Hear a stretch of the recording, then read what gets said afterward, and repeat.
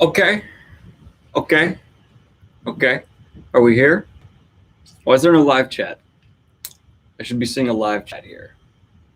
Why is there no live chat? There it is. It wasn't loading on my desktop for some reason. Hello, how are we doing? Are we doing okay? Are we doing well? I hope we're doing well. I am here to read. I'm here to read for you. I'm going to read for you here. That book. I'm going to read you that book right here, right now. That's right over my shoulder. This is my book.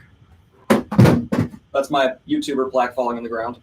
And I'm going to read you chapter 1. I figured it'd be I figured it'd be a good thing, a fun thing, an enjoyable thing to do here. If you'd want to. If you don't want me to, I can just shut this all down. If you prefer that, I'm happy to do that too. Forgot that chapter 1's the longest chapter by a good hefty amount here. So I got some work cut out for me, and that's what we'll be doing right now, right here. Okay, that's what's going to be going on. I'm for some reason not seeing the live chat like pop up well. I hope everyone else is seeing it, because for me it's like kind of wonky. I don't know if I'll be seeing super chats well or not. Hope so. Oh, there we go. Yeah, loved your book. Excellent work. Thank you so much. Okay, so those are working. I'm fine. Oh well, what am I delaying for? Let's go ahead and start reading Breach of Peace, chapter 1. I will be self-censoring a little bit. I don't believe in censorship, but YouTube will not let me say everything that is the contents of chapter 1. So I will be avoiding certain words, though I'm not going to hold back on the gore and the violence that is there. That needs to be pretty explicit. But any of the swears, I will be skipping. So I apologize for that.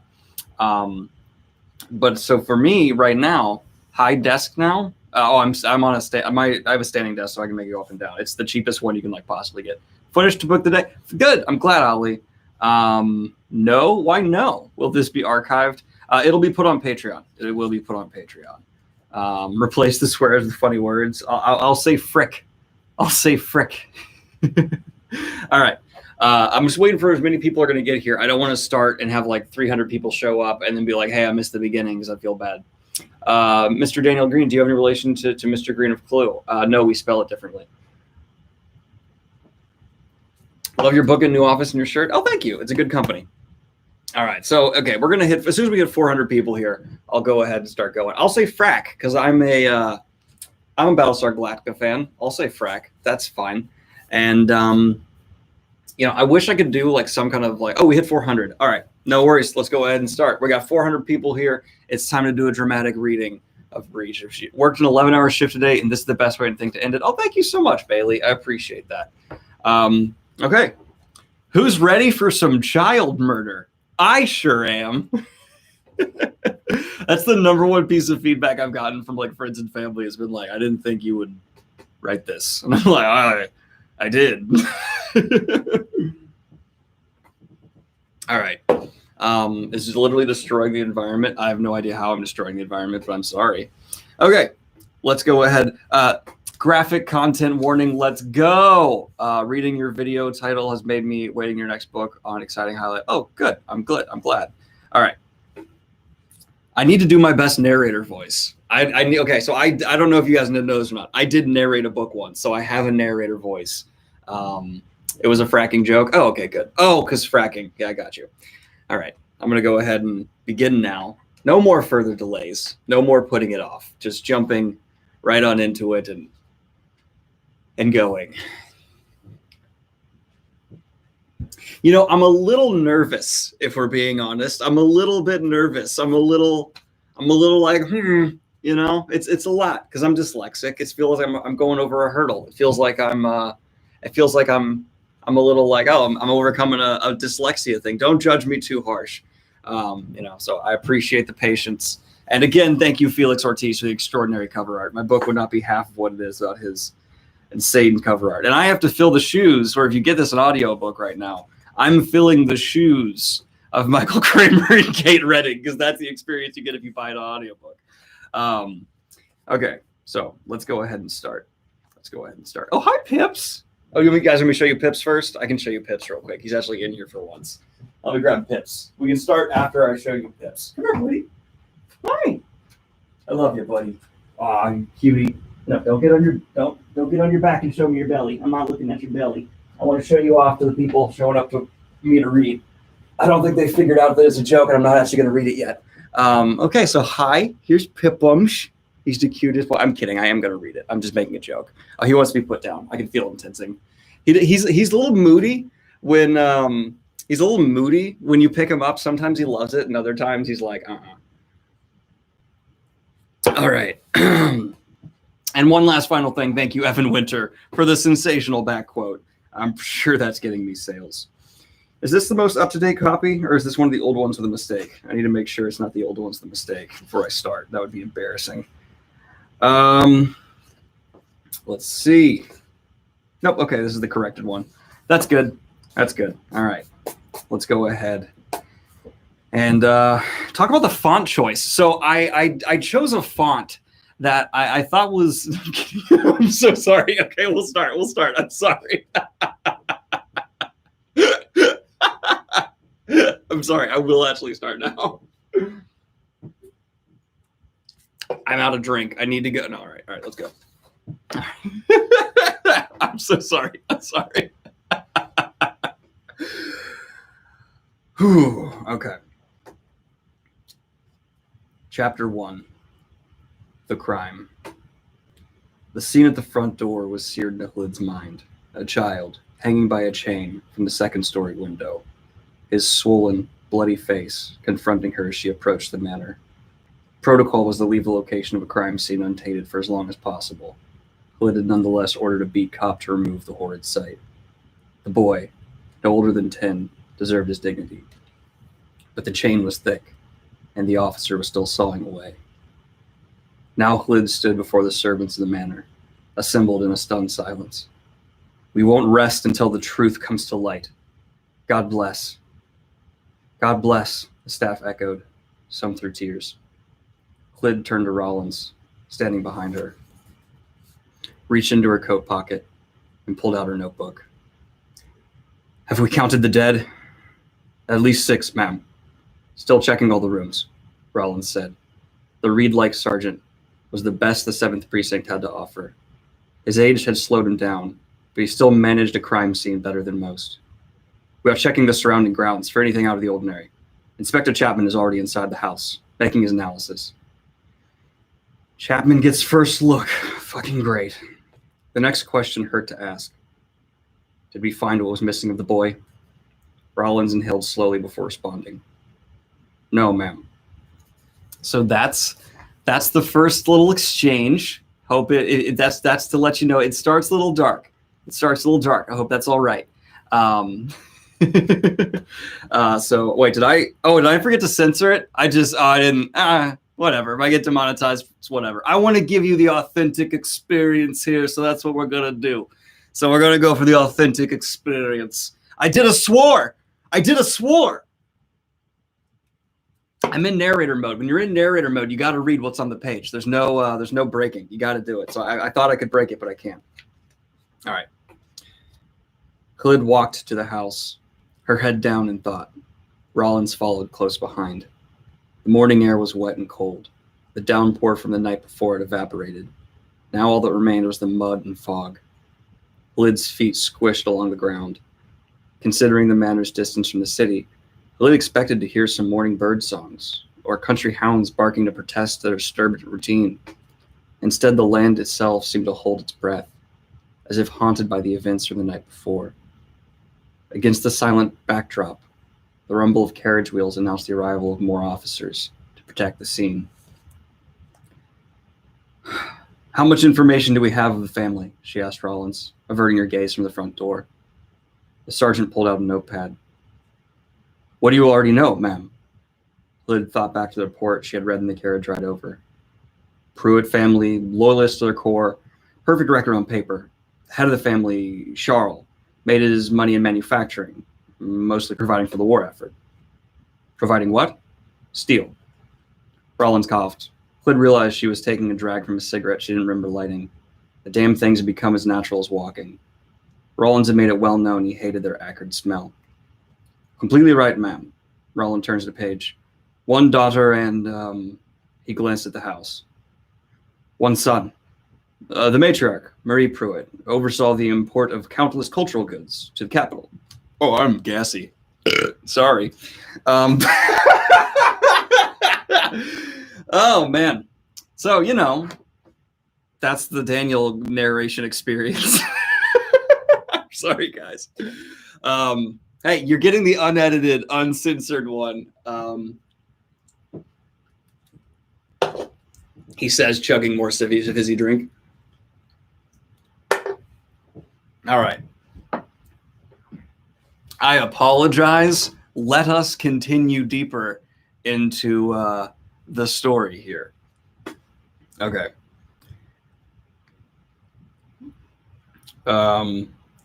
Into the capital city from across the empire. Of note, she was recently responsible for acquiring the royal stones of Gerudo. Fascinating, Clyd said with mock interest.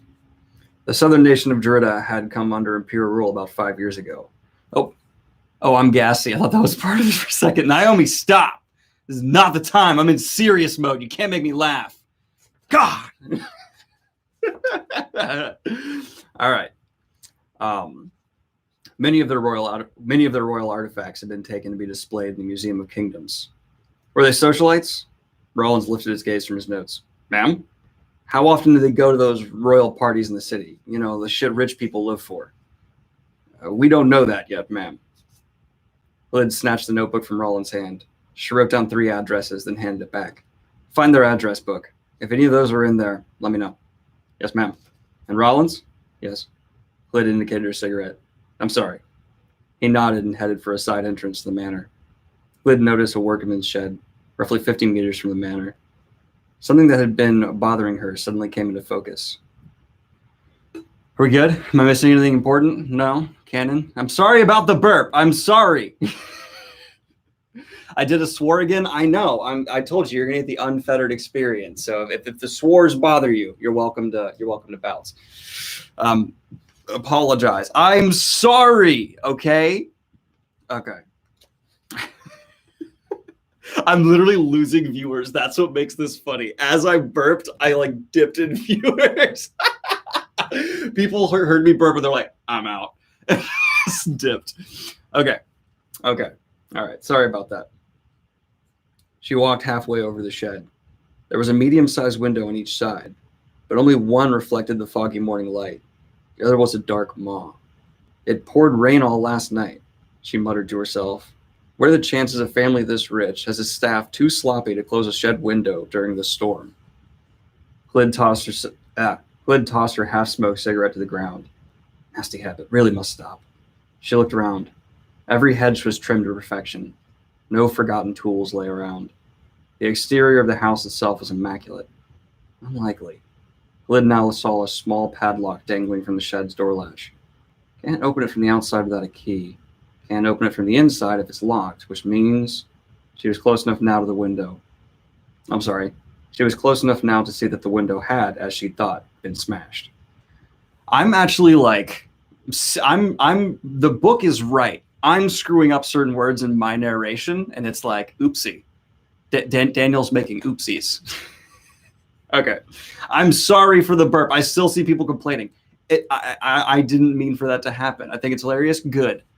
Burp is canon. No, it's not. Don't you do that to my book. Got to make a character the next with a burp constantly and say I'm guessing.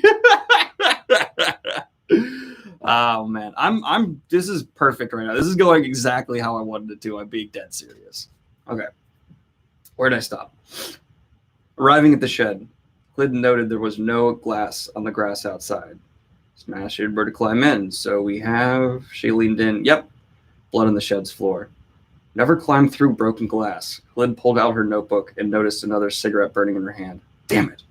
Flicking the cigarette to the grass, she called out, "Bring the cutters!" An officer, standing just outside of a small servant's entrance, hands on his knees, looked her way. Yes, you. Cutters, if you would. The officer jogged toward the front of the manor. Clyd squatted near the window to inspect a mess of footprints in the mud. They all seemed to be one size, medium, if a male. headed both toward and away from the shed. Let's see, that fade isn't crispy. Well, I'm sorry that you're judging my haircut. This is not what I said. I want to see this world in D&D. I will homebrew you all a campaign so fast. Oh, man. Hi from Uruguay. Hello back to Uruguay. Should I buy this book? If you tell me to, I will. Yes. All right. Let the burp. We need to let go of the burp, guys. We need to let go of the burp. Is this in top chat? No, live chat's what I want. That's why it's all weird. Oh, I had it all messed up. I'm sorry about that, people. Okay, cool. All right, let's continue on here. All right. What happened was clear. The why remained murky. And super chat. If a goblin reading a book out loud didn't burp, would it really be a goblin reading a book? This is the content we came here for. Well, I'm glad I'm satisfying the content you came here for. That's beautiful. The why remained murky. Lyd walked around the shed, but found nothing of interest. A rising sense of impatience grew within her. I see, I mess it up. My book's fine. I screw it up. God. All right. She was tempted to shoot the... Okay. A rising sense of impatience grew within her. She was tempted to shoot the padlock off. Logically, it should work, but she had never actually seen it done. As she began to seriously consider drawing her sidearm, the officer returned with a pair of cutters. Thank you, dear. Thank you, dear. The officer heaved at the cutters, but only got halfway through the lock. Another heave and the lock gave way to a solid clip. Lyd thought, oh my God, thank you so much, Tito. Lyd thought she could manage it more. Lyd thought she could manage it more. Now I'm getting nervous. See, now I actually am not joking and I am nervous. So it's like the nerves are real.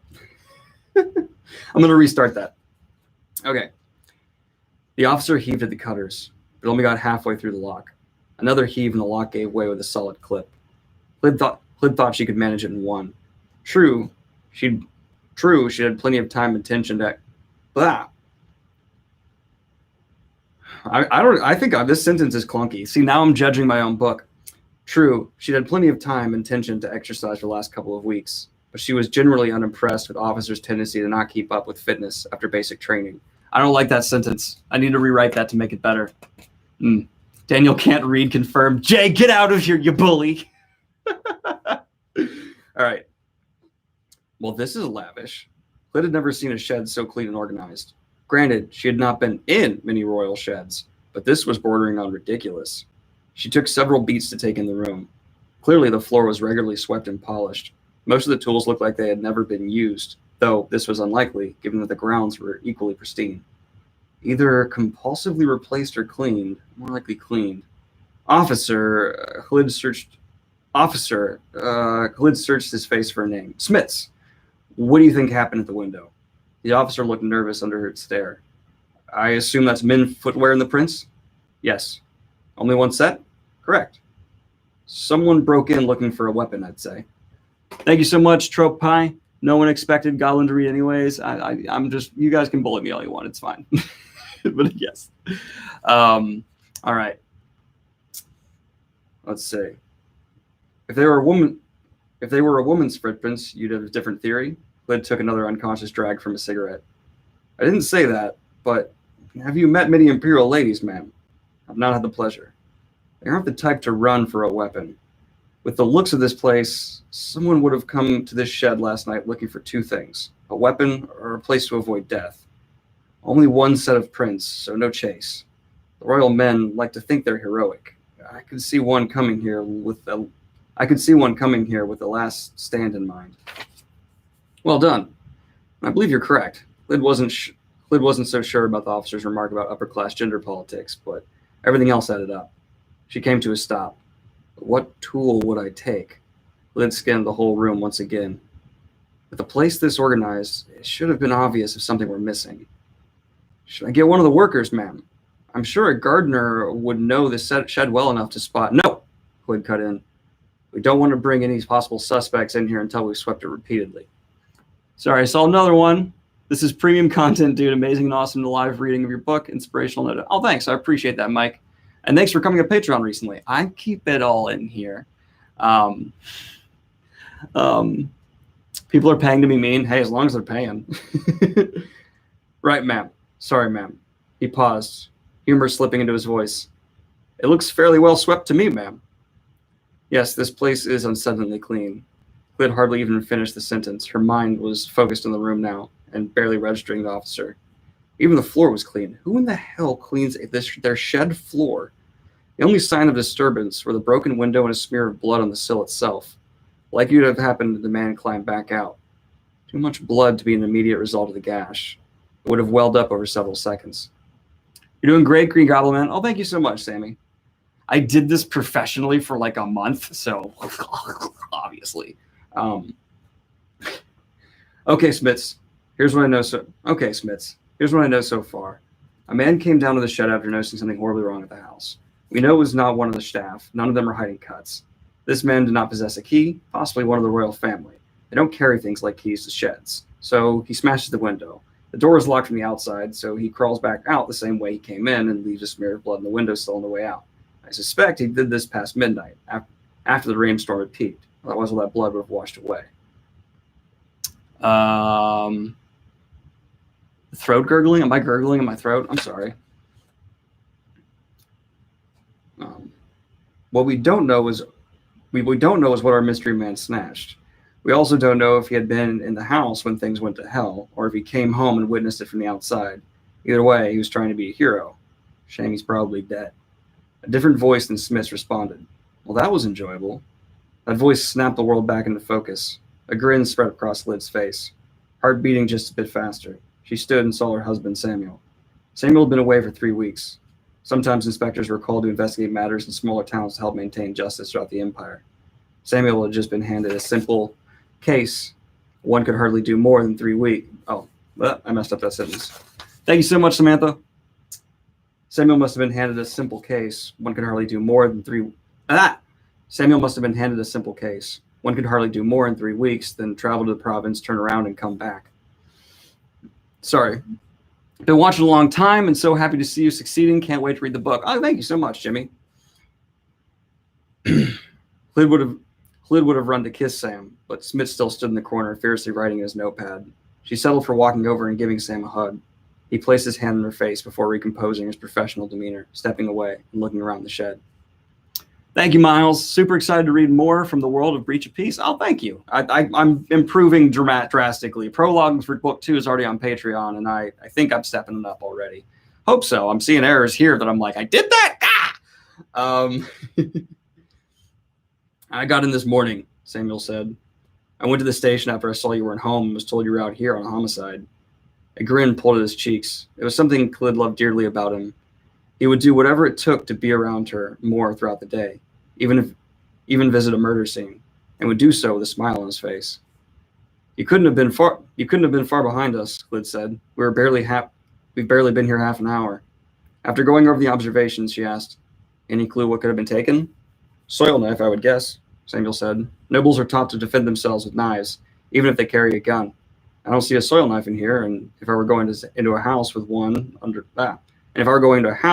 or more murderers, I would want something I'm familiar with.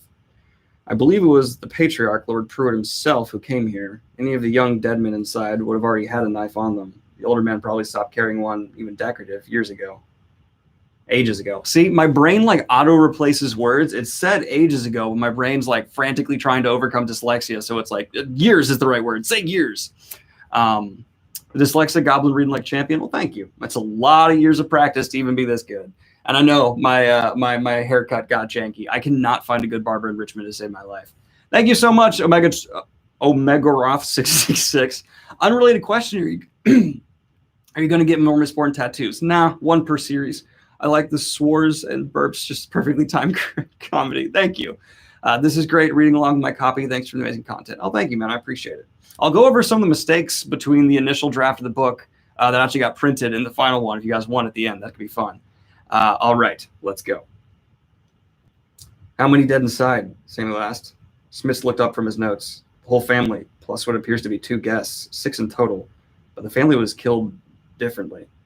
How were the guests killed? Clyd asked. Both were killed in their sleep with a knife wound to the heart. 2 young noblemen, very efficient kills.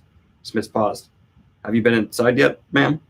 The image of the boy swinging in the breeze invaded her mind. Khalid swallowed before saying, no, I only got as far as the foyer before I had to handle the staff. So you saw the daughter. Smith's face contorted at the memory. The girl, in her late teens, had been splayed across the foyer floor, extra steps taken to brutalize the body after death. Yes, she said. Any word from the medical team? No, ma'am. The entire family was handled in a similar fashion. Smith's voice cracked. The killers took their time. Only the guests died peacefully. Samuel cleared his throat. Someone with a clear vendetta, then. First kill whoever's in your way so you can take time with the family. Lyd shook her head. Disagree.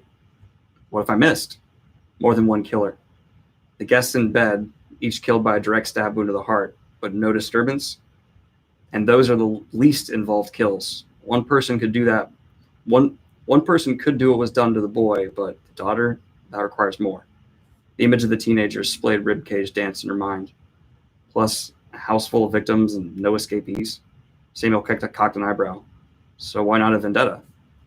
I'm fine with the vendetta theory. Lyd raised her hands in mock surrender. I'm just not so sure it was aimed entirely at the family. Smith and Samuel exchanged looks. Does that not look like an extremely personal attack on the family to you? Yes and no. Smith spoke up. I'll bite. Why? Because you don't leave a display like that for the people who are dead. Oh. Samuel's eyes drifted. This was left for us. It must have been, Lyd agreed. A stillness hung over them. The thrill of the puzzle overtaken by Lyd's revelation. Let's see. Okay. Try not to judge yourself too hardly. People can do this, Judge. Oh, you're fine, man. I'm not judging myself. Don't worry. Perfect is usually hyperbolic in the kind of context. Who would have known I graduated college besides a famous author? Very proud of you. Hey, Mo. Oh, my God. It's been years. Well, you can message me anytime. Are you still in VA? Potato, made the mistake of starting to read book 2 prologue when I sat down to dinner. Had to put it down and finish it later. It's definitely good, though. Really looking forward to the full book. Yeah, prologue for book 2 is up on Patreon, and it's nasty. I wanted to be darker than book 1, and book 1 opens with child murder. So, you know. Not even dyslexic, but when reading out loud, my mouth just becomes a mushy mess. You're doing great. Try doing it in front of a few hundred people. No, it's fine. And yeah, I think that happens to everybody. You're going to get a copy struck again by the author. Oh, wait. No more burps, I promise. All right, let's get going here. She touched her husband's arm. Oh, okay. She touched her husband's arm. What are you thinking? Samuel remained still. He always did when mulling things over. I think this is a rebel attack, like what we've seen in the city.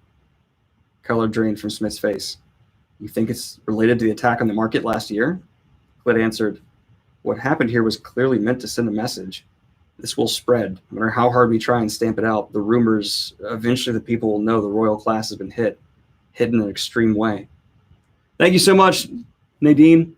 Hi, Pips. Congrats, Daniel, on the success of the book. Well deserved. Thank you. Have been subscribed for 2 years. Wow, right when I started going full time, I think around then. Came for the wheel of time and stayed for the enjoyable and sometimes random content. Random is accurate. Pips, she says hi. He's in the corner. He does this thing where he lays his belly against the wall. He's doing that right now. Okay. She ran a hand through his blonde hair, lost in thought. Oh, Smits ran a God, not she ran. She didn't just reach over to Smits and go like, hey. Smits ran a hand through his blonde hair, lost in thought. This was going to be bad. Recently, several attacks had been made against the Empire. All to send one message. A powerful resistance still lived. They worked in the shadows, sowing doubt in the sanctity of the Empire.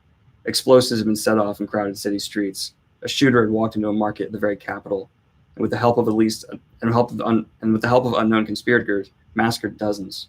Last month, 4 priests of the Ministry of Faith had been lynched in their own land. This all fits the rebels' bloody pattern. Smits, Lyd said.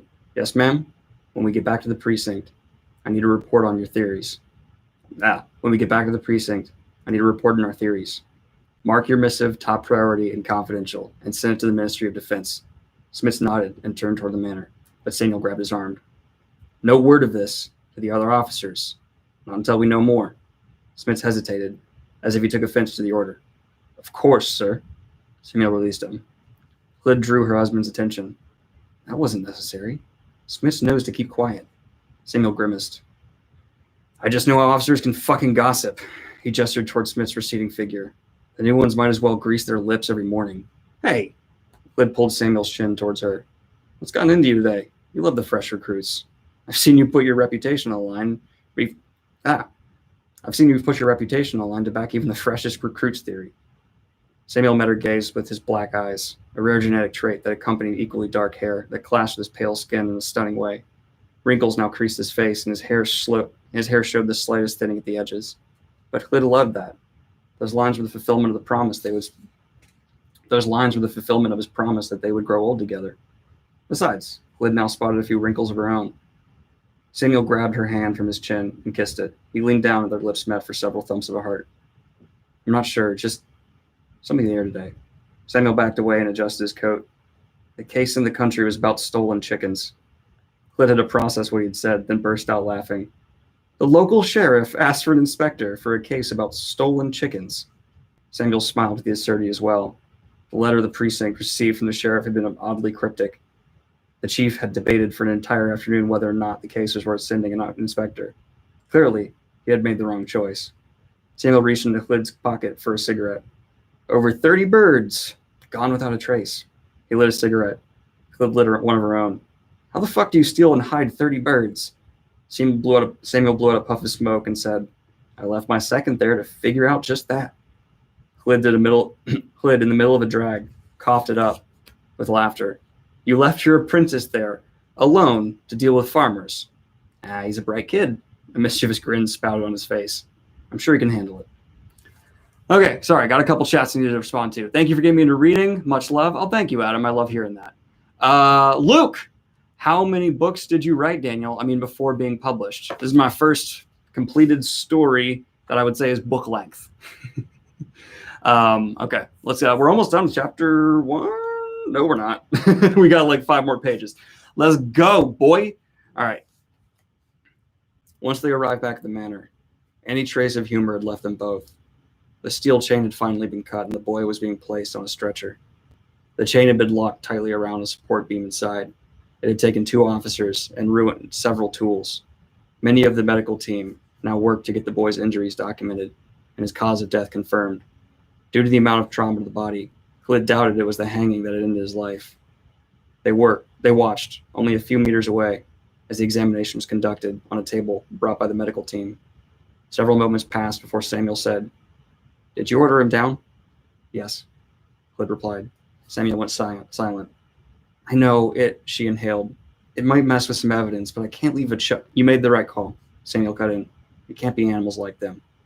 They stood apart now, but Hood reached out and squeezed her husband's hand just once. A member of the medical team, dressed in all-white uniform, came from the house with a tray of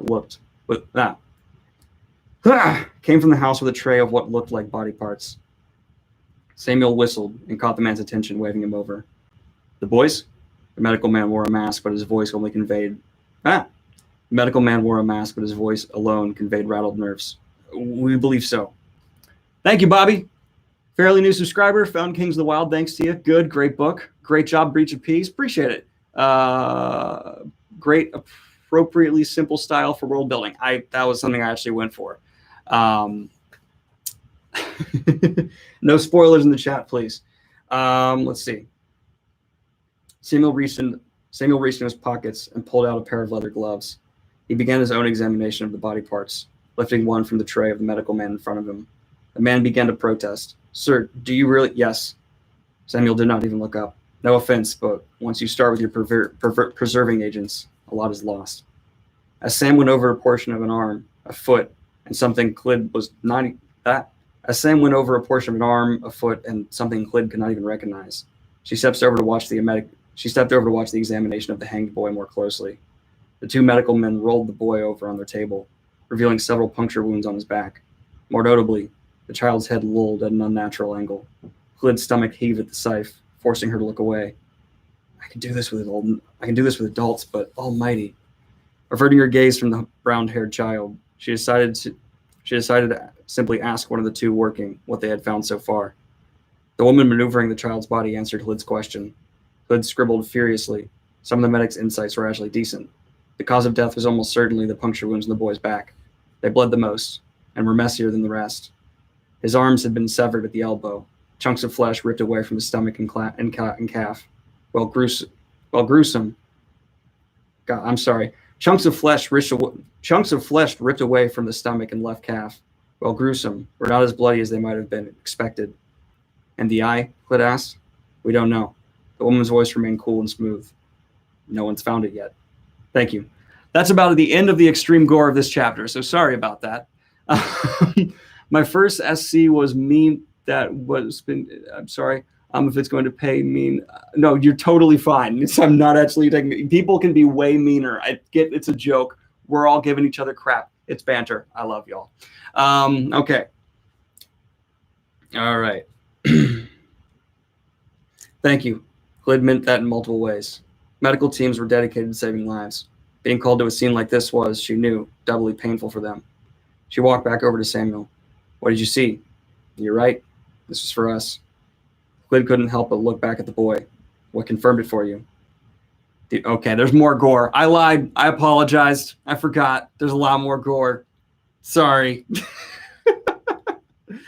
The arm was ripped from its socket, not cut. Samuel removed his gloves and dismissed the man with the tray. The medical man walked over to a chest filled with ice and began carefully placing the pieces inside. One sick freak might do that for pleasure, but the whole family was done like this, or worse. You're right, Clyd. This is the opposite of a crime of passion. This was a whole night's work for a team of people. Love the book, burp game. I saw the same on the trunk of the body. Sorry. I saw the same on the trunk of the body. What? That's supposed to be back of the body. I saw the same on the back of the body. He was probably killed quickly from being stabbed repeatedly in the back. She finally decided to button her coat completely to fight the chill. I suppose calling it a blessing would be inappropriate. Yes, it would. Samuel sighed, and they did something they'd both been avoiding. He walked toward the entrance of the manor. Clyd let out a long breath of her own and followed him in. Okay, there's one more murder that's described not as graphically, and that's it. Okay. Once inside the manor, Samuel stopped abruptly, stiffening. Clyd assumed the sight of the... Thank you so much, Bailey. Really well written. Kind of concerned how much I like it concerning my work in childcare. That's good. I like that. That's good and freaky. All right. Once inside the manor, Samuel stopped abruptly, stiffening. Clyd assumed the sight of the brutalized girl had gotten to him. If that was the case, she could hardly fault him. Even the most experienced inspector struggled with harm to kids, but Samuel was not looking at the girl splayed across the floor. He was staring at Inspector Chapman. Chapman was tall, dark, and what any woman would consider handsome. He pulled off the bald look extremely well, and the uniform seemed to carry extra authority on his shoulders. Unlike most members of the force, he also bore many tattoos. Intricate designs littered his arms and hands, blending with his dark skin. With his coat off and sleeves rolled, the ink was an immediate draw for her eyes. Clyd found herself wondering if the ink went past his forearms. Samuel and Chapman had the same kind of rivalry schoolboys did. It had all started way back in basic training. It had even come to blows. Twice. Did he really get under your skin that easily? Why is he even here? You're lucky it's just him. More annoyance slipped into Clyd's voice than she intended. As soon as they heard a royal family was murdered, half the inspectors in the force tried to glom onto this case. They wouldn't stop badgering me until the captain actually ordered them to stop. So why did he get through? You know why. Samuel only grunted in response and walked over to Chapman. Chapman glanced up from the body of the girl, briefly to say, I'm busy, Sam. Clyd could hear the displeasure in Samuel's voice as he said, Have you found anything? Busy. Chapman sighed and stood up. He removed his leather gloves, walked over to a nearby table, and dropped them there. He pulled a roll of cigarettes from his pocket, lit one, and took a long drag before turning to Samuel. Yes?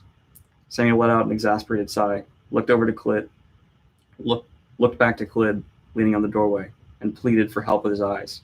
She smirked and said, Oh, you cracked this egg. You deal with it. Chapman tossed her a grin. Clyd did not mind Chapman half as much as her husband seemed to. Samuel struggled with the fact that while Chapman was arrogant, younger, and clearly sloppier at the job as a whole, he was undeniably a better inspector.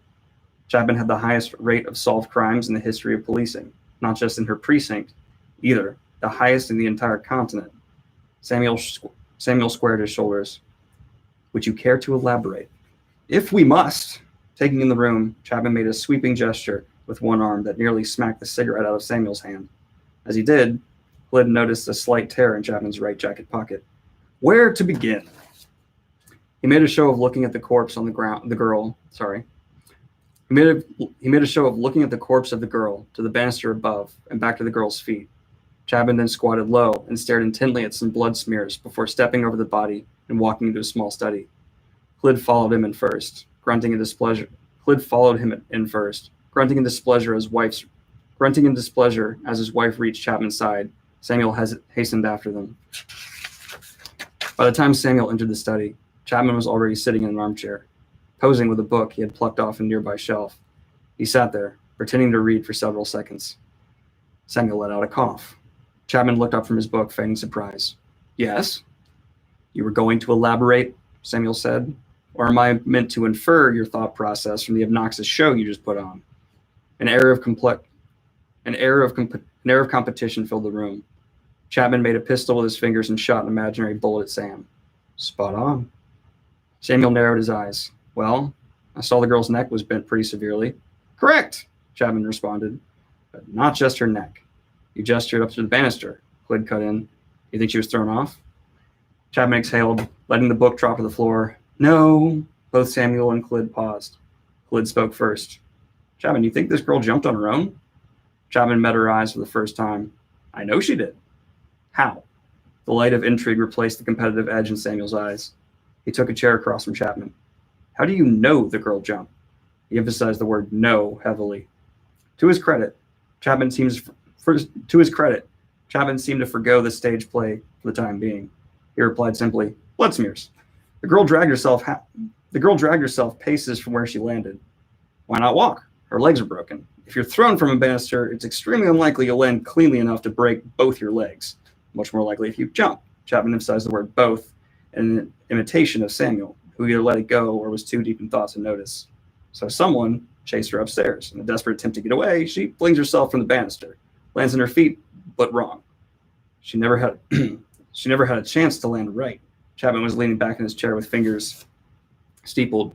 Clyd could tell he was comparing Samuel's mental conclusions to his own. That was the damned irony. When these two worked together, the results were amazing. Ah, yes, Samuel replied. Lady's shoes hardly make for secure footing. Samuel leaned back in his own chair as he put together the rest of the scene. She lands in the hall, snaps both of her legs. Unable to get up, she desperately tries to drag herself to the door. Whoever's chasing her catches up, breaks her neck, and begins the mutilation. Chapman furrowed his brow. What makes you think the neck was first? Samuel leaned forward. The fact he had caught something Chapman missed brought the light of competition back into his eyes. One, it fits the pattern. The two guests the men found in bed together were killed quickly. Little boy outside killed with rapid stabs to the back. That alone would lead me to believe the girl as well. But on top of that, point two, the Bludner is wrong.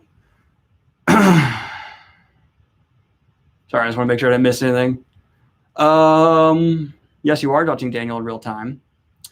Good morning from Bangkok. Hello back to Bangkok. That's awesome. All right.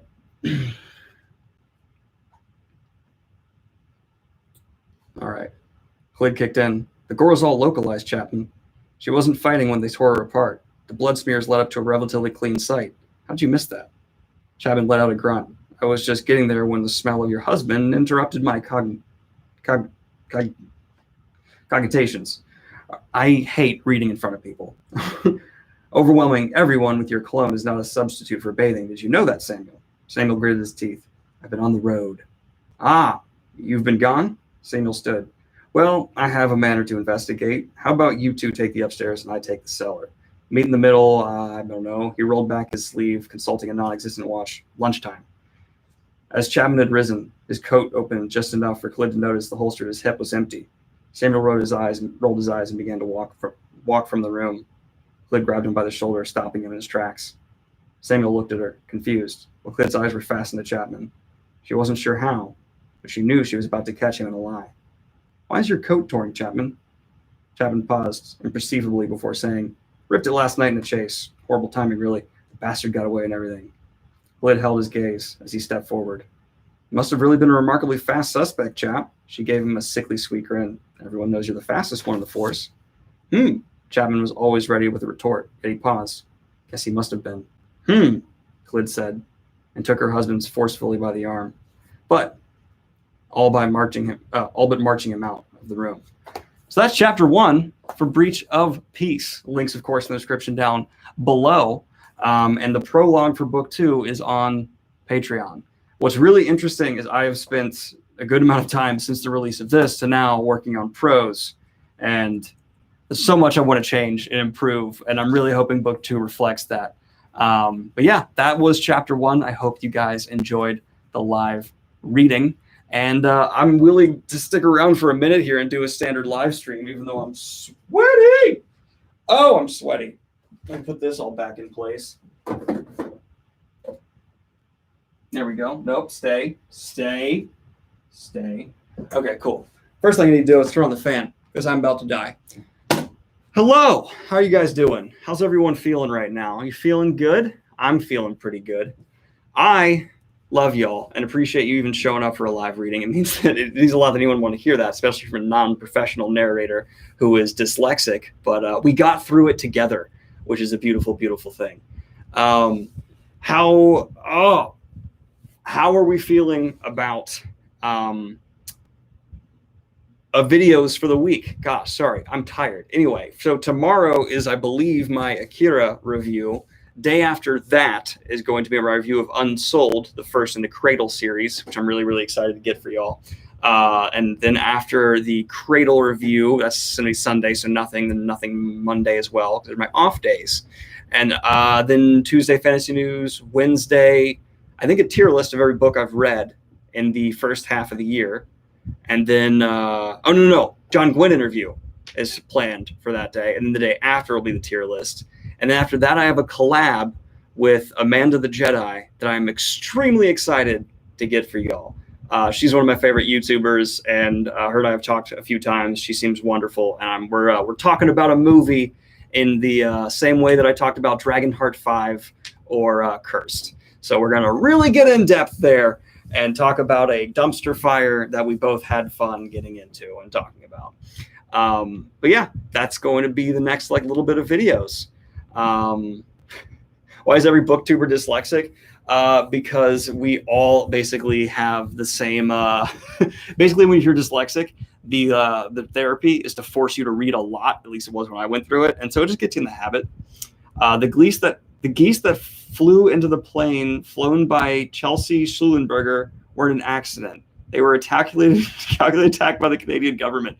I have no idea what you just said, but thank you, Sophia, I guess. Okay, that makes sense. May irony never defeat you. I hope not.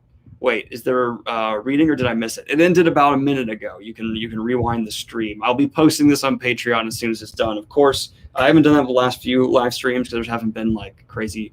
I don't know. They haven't been super amazing live streams, and I'm self-conscious about everything. I think what I'm most excited to get to is of the next few videos, aside from the John Gwynn interview that we're about to do, is I can't read other people's books. Sorry, I don't know what the legal implications of that would be. But I really want to talk about Akira. I'm really psyched to talk about that movie. So that's tomorrow's video, and I had a lot to say. That might be my most getting into why I love a movie video I've maybe ever put out, because damn, Akira is a good film.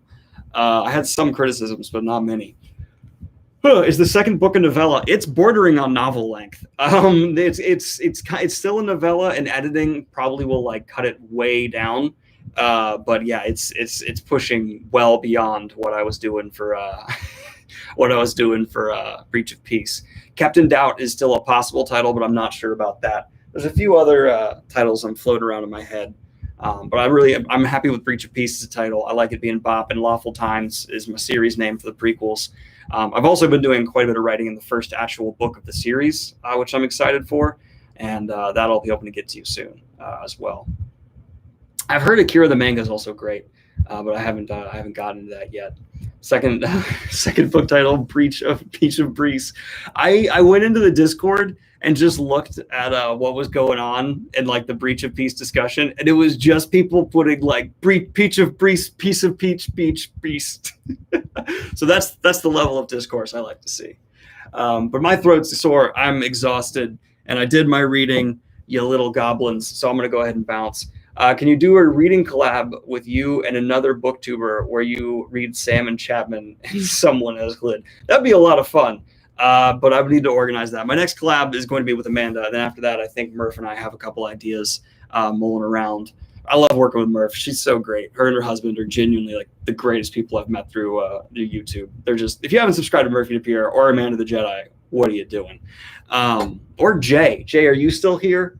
I love that man. He doesn't know it, but I love him. But I'm going to go ahead and bounce out of here, guys. Like and subscribe if you have not already. All that fun stuff. And bye. And, adios.